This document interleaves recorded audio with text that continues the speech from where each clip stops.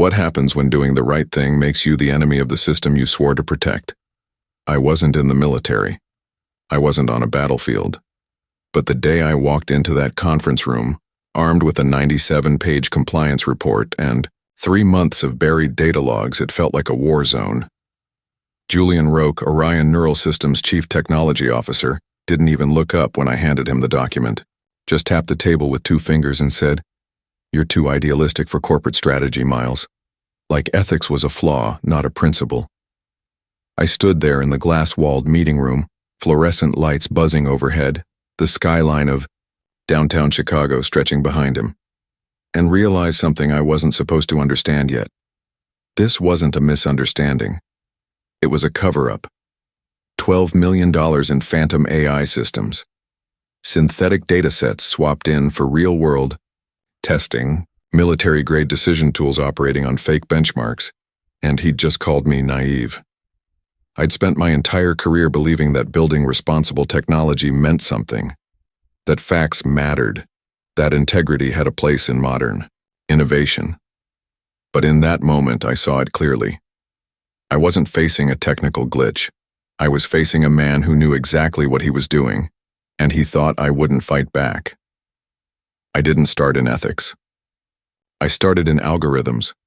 When I graduated from Carnegie Mellon with a degree in computer science, all I wanted was to build things that worked, fast, efficient, elegant. My early career was textbook. I joined a robotics startup, coded late into the night, shipped updates from airport terminals. I thrived on systems, logic, clarity, but everything shifted the night my younger sister Ava died. She had a rare arrhythmia, easily treated if caught in time. The hospital's AI triage system misclassified her symptoms as anxiety and flagged her as low priority. By the time a nurse reached her, it was too late. The system hadn't glitched. It had performed exactly as designed, based on biased training data that didn't represent young women of color. I remember staring at the discharge summary, reading the phrase, "non-emergent disposition" over and over. That was the night I realized code wasn't neutral, and neither were the people who wrote it. From that moment forward, I stopped thinking like a developer and started thinking like a witness. I spent the next few years quietly pivoting.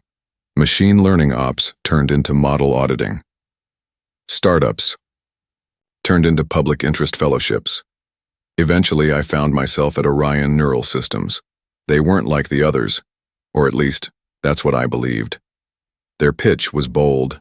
A next-generation AI systems firm focused on ethical deployment at scale. They'd landed partnerships with humanitarian orgs, smart city infrastructure teams, and even exploratory military divisions tasked with defense automation.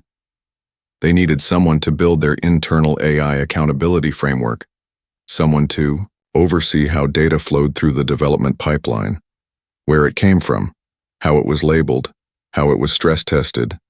I joined without hesitation. For the first year, everything felt right. I worked closely with both engineering and product.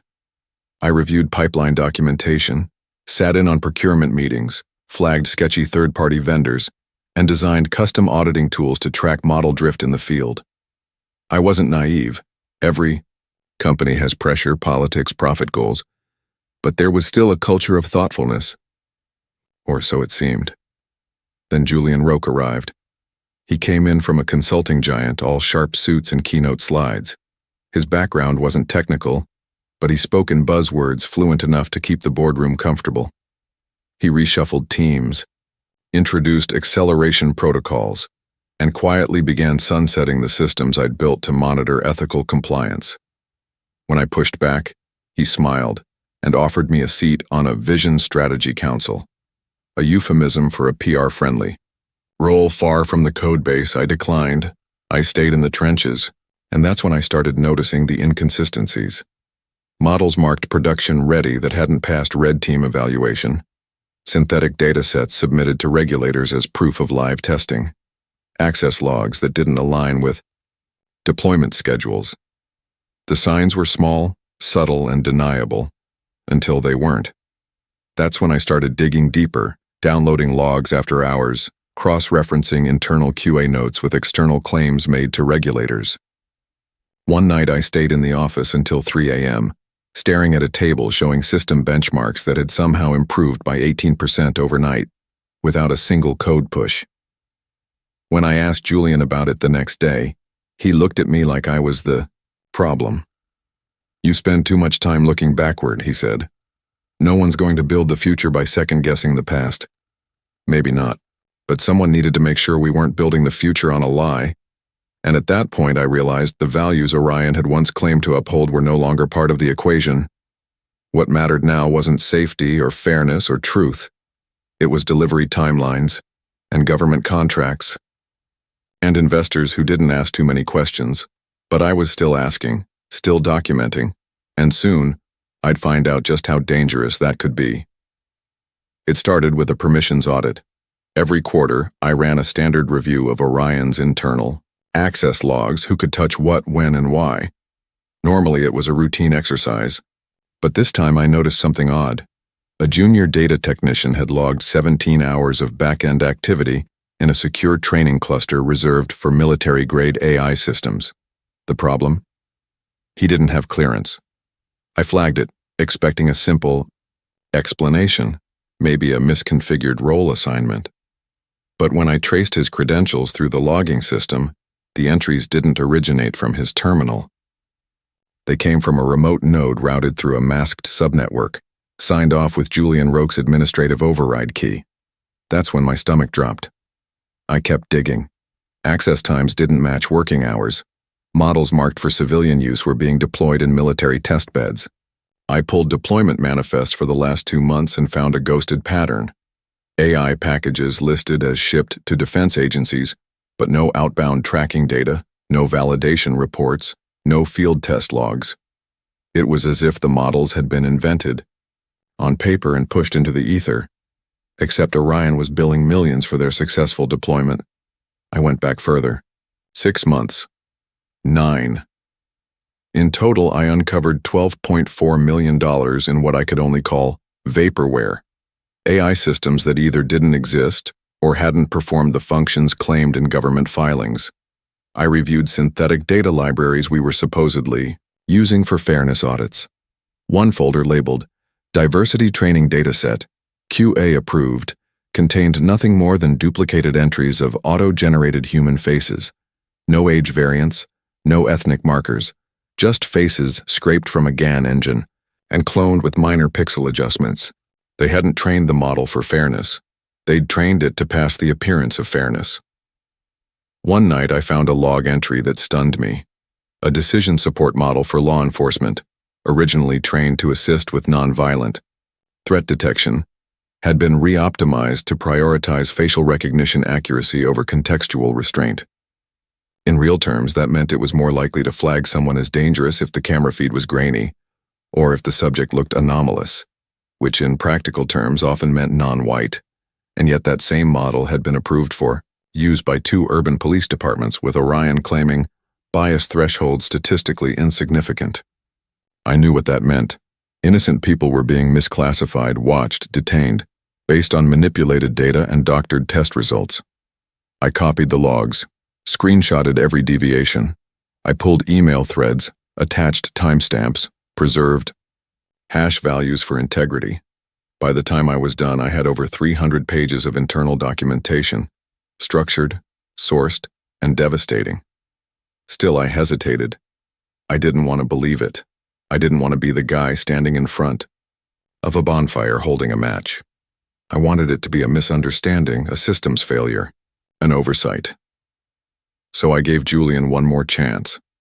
I scheduled a private meeting, told him I had concerns about our deployment validation processes, and offered to walk him through what I'd found. He listened, or at least pretended to. Smiled. Leaned back in his chair and asked, "What do you think you're going to change, Miles?" I didn't answer. I just slid a copy of my preliminary report across the table. He didn't even touch it. "You're smart," he said, "but you're looking at this like a lab tech, not a strategist. Our competitors are moving faster. Our clients want results, not philosophy." He stood up. The meeting was over. I left the room knowing exactly what had happened. I'd walked in with the truth, and he'd already decided I was a liability. What I didn't realize yet was how far he'd go to make that problem disappear. 2 days after that meeting, I was summoned to HR. The email was cold and vague. Please report to conference room 2A at 10:30 a.m. for a performance review discussion. No subject line, no context. Just a meeting invite that hung in my inbox like a silent threat. When I walked in, Julian was already seated at the far end of the table.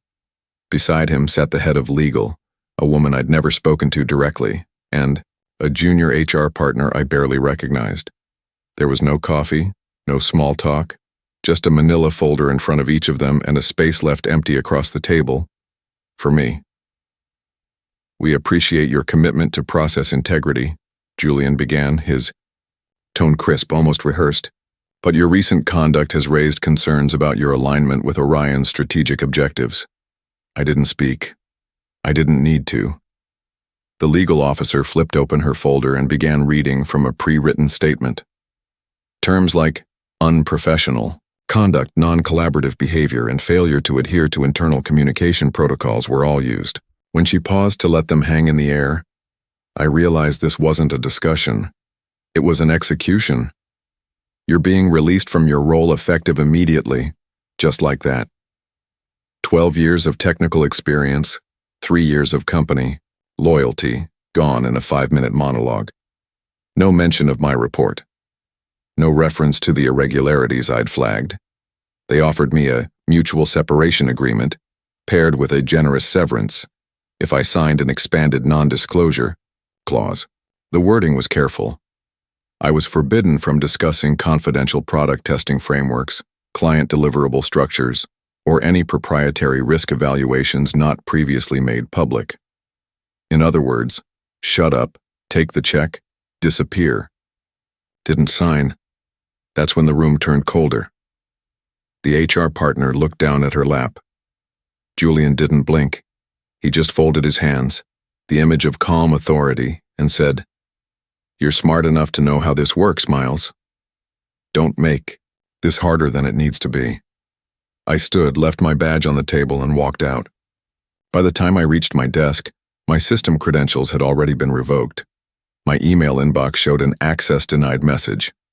It was waiting outside the elevator with a box and a form for me to sign confirming I had no pending intellectual property claims. I went home in silence, box on my lap, train car half empty. That night I stared at my laptop screen until it went black from inactivity. My hard drive was encrypted, my logs secure, but the silence felt suffocating. There were no calls, no messages, not even a polite follow-up from anyone I'd worked beside for years. I had become a ghost. Later that week, a rumor started circulating through a few former colleagues. I'd had a breakdown. I'd fabricated my findings to sabotage a new executive direction. Someone even said I'd threatened legal action after a failed promotion request. None of it was true, but that didn't matter.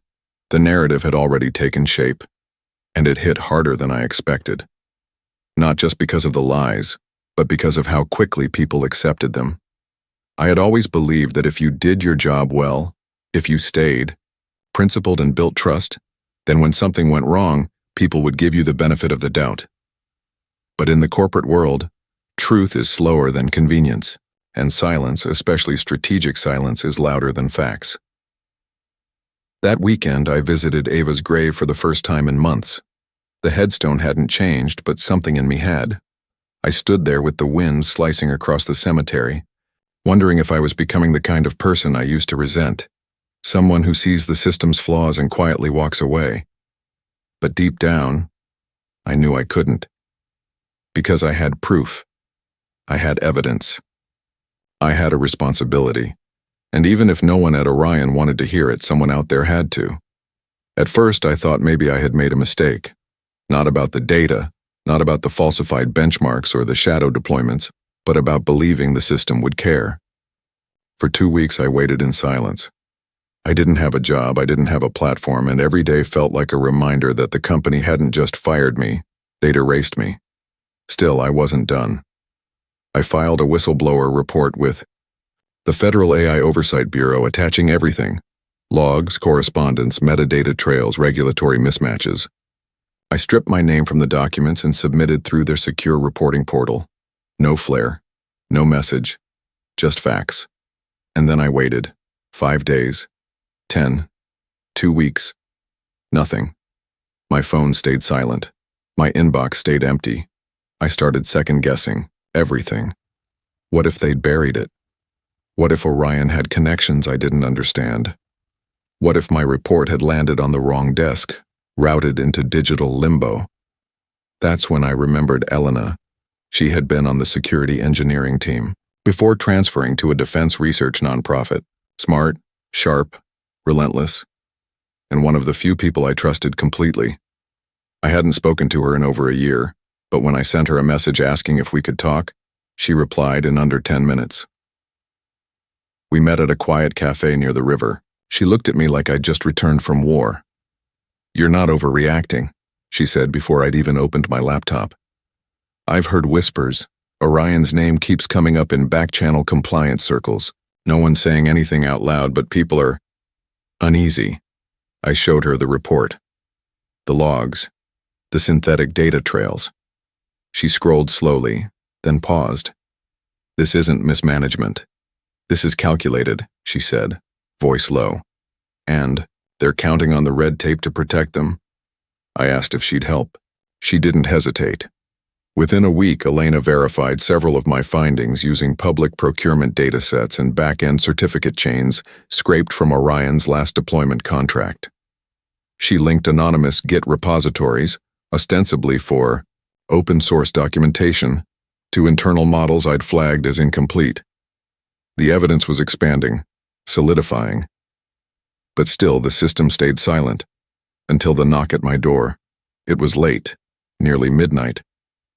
I'd been scrolling through job listings, none of which felt real, when the sound made me freeze. 3 short taps, not urgent but intentional. I opened the door to find a man in a dark jacket holding a badge. "Mr. Carter, my name is Agent Luis Ramirez. I'm with the Bureau. May I come in?" I let him in without a word. He didn't sit. He looked around, scanned the room, then opened a folder. Inside was a printed copy of my report, annotated, highlighted. "We received your documentation. We've been tracking Orion neural systems for some time, but your report added context we couldn't get from the outside. And we need your help." He handed me a card, federal seal, direct number, secure address. "We're initiating a preliminary review. Quiet for now. But your technical insight is critical if we want this to hold in court." I asked him what would happen if I said no. Then, we move slower, maybe too slow, and people keep getting hurt. There was no pressure in his voice, no drama, just a quiet sense of weight. I looked down at the card. It was real. This was happening. The silence wasn't indifference. It had just been the deep breath before the first move. And now, the system was listening. The next few weeks passed in a blur of encrypted calls, background checks, and hours spent inside a gray federal office suite 5 floors above a parking garage. The Bureau set me up in a temporary workspace, equipped with a secure laptop, offline servers, and something I hadn't felt in a long time: purpose. Agent Ramirez wasn't dramatic. He didn't throw around terms like conspiracy or corruption, but the evidence we were uncovering didn't need embellishment. It spoke loudly enough on its own. What I had thought was an isolated case of data fraud at Orion was only the beginning. With access to procurement records, cross-agency audit flags, and internal government QA logs, we discovered that Orion had misrepresented performance metrics, not just in 1 contract, but in 8. 3 were with defense subcontractors. 2 involved autonomous surveillance platforms currently in field testing overseas. 1 flagged an early-stage deployment of predictive crowd behavior modeling in public transit systems, the same manipulated training data, the same falsified benchmarks, the same pattern of accelerated compliance pushed through by Julian Roque's executive sign-off. It was calculated, methodical, and worst of all, scalable. I began working closely with Agent Ramirez and two other analysts, a former DARPA researcher and a federal procurement auditor. Together, we created a forensic map of Orion's contract activity, data lineage, and code delivery schedules. Elena, working off-site through an encrypted relay, identified certificate anomalies in model versioning systems that suggested the company had knowingly submitted doctored test packages to federal regulators. The scope widened further. Some of Orion's subcontracted partners weren't just complicit, they were thriving. One offshore firm based in Singapore was receiving quarterly payments for data integrity services, while simultaneously running anonymization batches that stripped datasets of critical demographic markers. Another in Warsaw was found mirroring Orion's internal documentation, hosting deployment packages nearly identical to those we'd flagged as non-functional. This isn't just fraud, Ramirez told me in one of our late-night sessions. It's infrastructure built to hide fraud. But the most chilling moment came when we reviewed a report filed by a civilian AI watchdog group based in Nairobi. They had flagged a pattern of irregular alerts generated by a facial recognition tool used by border patrols in northern Kenya. 1. Orion had quietly piloted under the guise of interoperability testing. The alert bias showed a 73% false positive rate among darker-skinned individuals compared to lighter-skinned ones. Innocent travelers were being detained, interrogated, flagged as threats, because a machine trained on synthetic faces had learned to mistrust real ones. I remember staring at that report and thinking of Ava, of how easy it was to dismiss harm as collateral, of how little it took for biased systems to do real-world damage, especially when shielded by profit margins and patent filings. I asked Ramirez how deep this went. He just shook his head. We're not done, but we're seeing enough to know. This was never just about Orion. They're a keystone, a proof of concept. By week 5, we'd linked Orion to $47 million in suspicious contract activity, spanning at least 3 continents and involving no fewer than 11 government agencies and subcontractors. Some of the systems had already been taken offline, others were still running. We're going to need to move carefully, Ramirez warned. If we move too fast, they scatter, too slow and someone tips them off. So we planned. We built a digital trap. Metadata beacons inserted into Orion's model delivery system, invisible to developers but traceable through back-end callbacks. Elena added digital tripwires across compromised repositories. If anyone touched them, we'd know. And we prepared a sealed brief for the Attorney General's office. What had begun as a single compliance report was now a federal investigation stretching across jurisdictions, languages, and sectors. It was no longer just about saving my reputation, it was about making sure people who thought they were untouchable finally learned they weren't. The operation was scheduled for a Wednesday morning, 06 Sao Karn GMT. Coordinated arrests in 5 countries, simultaneous warrants issued through Interpol, and domestic enforcement agencies, and a digital lockdown of Orion's entire network infrastructure, all of it carefully choreographed down to the second.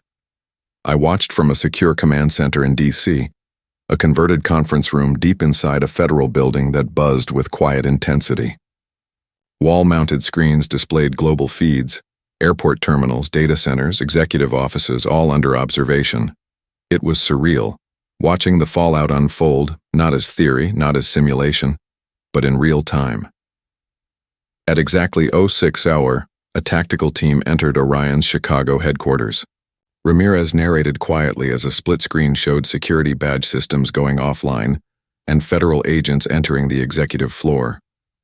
Julian Roque had arrived early that day, perhaps anticipating another round of investor calls. He was halfway through a cup of coffee when the agents reached him. He didn't run, didn't protest. He stood slowly, set the cup down and let them cuff him without a word. The charges were read aloud: conspiracy to defraud the government, submission of falsified regulatory documents, international wire fraud, obstruction of justice. That same hour, agents in Warsaw raided the partner firm hosting Orion's cloned repositories. In Nairobi, local authorities, coordinated with our federal team, entered a data lab where a compromised facial recognition model was still operating. Elena had traced the version ID herself just 2 nights prior. In total, 19 individuals were taken into custody, 12 from Orion, 7 from affiliated vendors. Over $70 million in active contracts were frozen, and a dozen more flagged for immediate audit. The digital side hit just as hard. At 0601, the Bureau activated the metadata, triggers we had buried in Orion's deployment code. Any attempt to scrub or alter critical files triggered a remote extraction protocol that mirrored the data to government servers. Within 3 minutes, we had full copies of Orion's deployment stack, QA records, and encrypted Slack backups. It was all over, quiet, surgical, unceremonious. I expected to feel triumphant. I didn't. Watching Roque being led out of his office, his expression blank, his jacket straightened by one of the agents, I didn't see vindication. I saw someone who had believed until the very last moment that the system would protect him, that the rules didn't apply, that being polished, well-connected, and strategic was enough to make truth irrelevant. He had been wrong. Agent Ramirez approached, silent until the final screen faded to black. "We have everything we need," he said. "Chain of custody, digital forensics, financial records, and your testimony." The weight of those words didn't land until later, when I stepped out of the building and into the morning light. Washington was already waking up. People on sidewalks, buses in motion, the world moving forward like nothing extraordinary had happened. But something had. A machine built on deception had been stopped. Not by a whistleblower with a hero complex, not by a dramatic takedown, but by something more dangerous to people like Julian Roque. Evidence. Real, irrefutable, organized evidence. A week later, I sat across from Ramirez in a smaller office, flipping through a sealed briefing document. The Justice Department was preparing public indictments. A bipartisan congressional committee had requested a classified hearing on AI integrity in defense procurement. "We couldn't have done this without you," Ramirez said. I wanted to believe that. But all I could think about were the systems, still out there, the ones we hadn't found yet, the ones that hadn't made headlines, the ones built by other companies with better lawyers, tighter networks, and fewer loose ends. Still, something had changed. A door had opened. And now, people were finally stepping through. 3 months after the arrests, I received a letter I wasn't expecting. It came in a plain envelope with no return address, just my name typed cleanly on the front. Inside was a formal notice from the Department of Justice confirming my protected whistleblower status, along with a recommendation that my discharge from Orion Neural Systems be reclassified as retaliatory and therefore legally void. I read it twice. Then I set it down and stared out the window for a long time. Clearing my name didn't change what had happened. It didn't erase the nights I spent questioning my sanity or the weeks I spent waking up unsure of what to do with myself. But it mattered, because it meant the story they tried to write for me, the one where I was unstable, insubordinate, paranoid, was being torn up and replaced with something closer to the truth. I took a position soon after with a newly formed division inside the Federal AI Oversight Bureau. It wasn't glamorous. My title wasn't executive or director or lead visionary. It was simple: Systems Integrity Analyst. But the work was real, and it mattered. I spent my days reviewing internal audits, analyzing risk-scoring models, helping to design processes that would make it harder for what happened at Orion to happen again.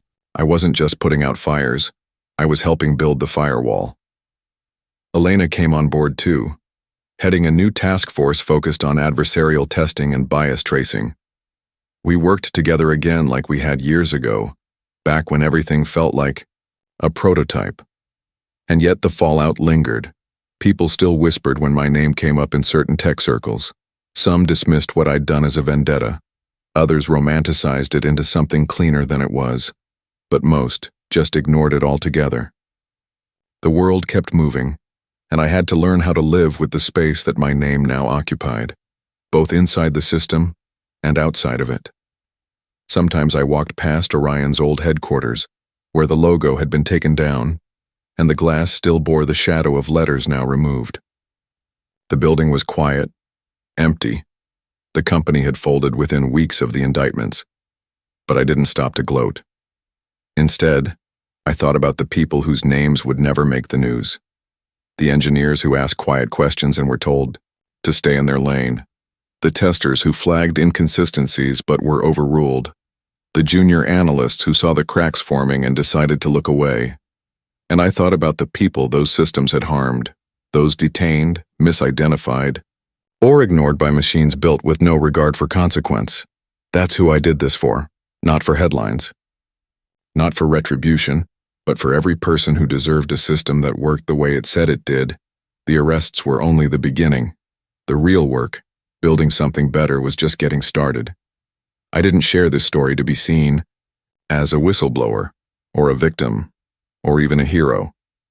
I shared it because systems, especially the ones powered by algorithms, don't break on their own. They're built by people, they're protected by silence, and they're corrected only when someone decides the cost of staying quiet is finally higher than the risk of speaking up. The truth is, not every fraud makes headlines. Not every manipulation gets caught. But the ripple effects of compromised technology touch all of us, quietly and visibly, sometimes irreversibly. Whether it's a biased AI in a hiring tool or a surveillance system fed by synthetic truths, the integrity of what we build today shapes the lives we live tomorrow. So maybe the real question isn't just what went wrong, it's how many other systems are built on the same kind of silence. If this story made you think about tech, trust, or the weight of staying quiet, I'd love to hear your thoughts. Drop a comment below. What would you have done in my position? And if you believe these stories matter, stories about accountability, ethics, and the quiet cost of doing the right thing, consider sharing this video. Not for views, but because conversations like this are where change begins. Thanks for watching. Keep questioning what's beneath the surface.